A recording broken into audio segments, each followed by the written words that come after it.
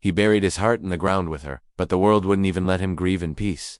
An 82-year-old man, a widower named Jim, found himself in a silent war against his homeowners association. His crime? He built a small, beautiful memorial for his late wife in his own front yard. It was nothing grand, just a tasteful stone bench, her favorite flowers, and a small plaque that read, "My love, my life, my everything." For Jim, it was a sanctuary, a place to feel close to the woman he'd spent 60 years with.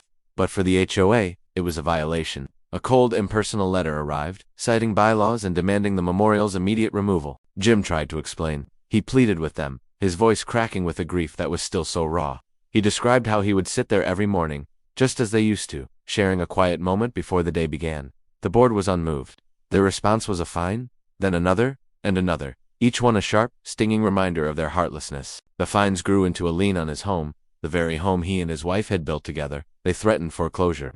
Imagine losing the last piece of the world you have left because you dared to publicly love someone you lost. Jim, a man who had faced wars and hardships, felt a despair he'd never known. He was alone, cornered, and his sanctuary was about to be bulldozed. But Jim's granddaughter, a young journalist, couldn't let this stand. She wrote his story. She didn't just write it. She poured his pain, his love, and the HOA's cruelty onto the page. The local news picked it up.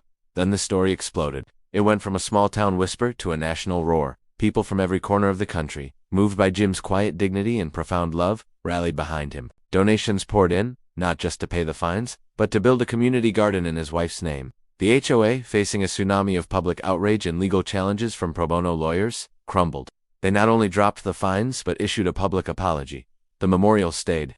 And that front yard, once a battlefield of grief, transformed into a symbol of a love so powerful it moved a nation. If you believe that love is the strongest force on earth, and that it should never be silenced, honor their story with a like. Because in the end, we learn that the most beautiful things we build are not made of stone or wood, but of the love we refuse to let die.